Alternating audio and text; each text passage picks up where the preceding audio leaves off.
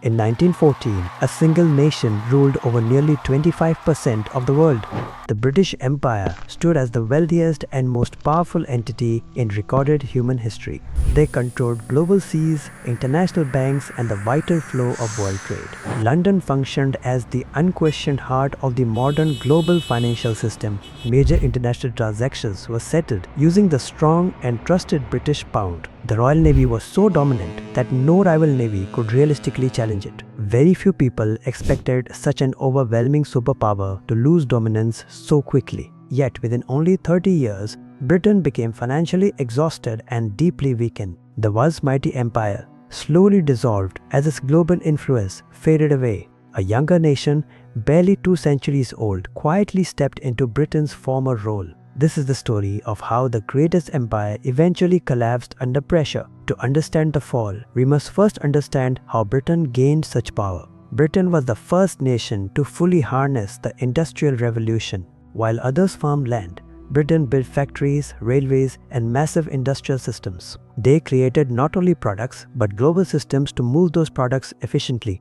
The Royal Navy protected every major trade route across the world. Britain followed a policy of maintaining a navy stronger than any 2 rivals combined. Because British ships dominated oceans, other nations had to follow British rules. The British pound remained reliable because it was backed by massive gold reserves. If you wanted serious business, you always went to London banks. Britain acted as the world's factory, bank, and police force simultaneously. Across the Atlantic, the United States observed this dominance very carefully. In 1914, America was not yet viewed as a true global superpower. The United States had resources but preferred avoiding foreign political entanglements. Its military remained small compared to Europe's major imperial powers. Most Americans still looked to Europe for culture and financial leadership. However, Britain was about to make a choice that shattered its foundation. The decision seemed logical to leaders facing immense pressure at the time.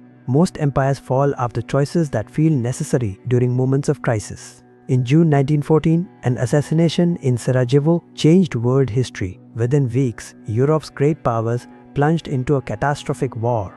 Britain joined to protect allies and safeguard strategic imperial interests. Leaders believed the conflict would end before Christmas arrived. World War I proved far deadlier than any previous European conflict. The war required full mobilization of Britain's entire national economy. Millions of British men were sent into brutal trench warfare. Government spending reached levels humanity had never experienced before. By 1918, Britain spent £9 million every single day. Before the war, national debt stood at only £650 million. Afterward, British debt exceeded £7 billion. The economy was completely reorganized to support wartime production. Textile factories shifted toward producing artillery and weapons. Shipyards abandoned merchant vessels to build naval destroyers. Britain sacrificed long-term growth to sustain immediate survival. Exports collapsed as factories focused solely on military demands. Other nations developed industries Britain once dominated. The economic engine behind British wealth began breaking down. Britain turned to the only nation with available capital remaining. That nation was the United States. This moment marked the quiet shift of global power. The transfer occurred through loans, not battlefields. America initially declared neutrality when war began. President Woodrow Wilson urged Americans to remain impartial. Neutrality faded as Britain desperately needed funding. In 1915, Britain and France sought a massive loan. JP Morgan arranged $500 million from American investors. Soon, Britain required even more funds for vital supplies. American factories operated non-stop to meet wartime demand. By 1917, Britain owed America over $4 billion.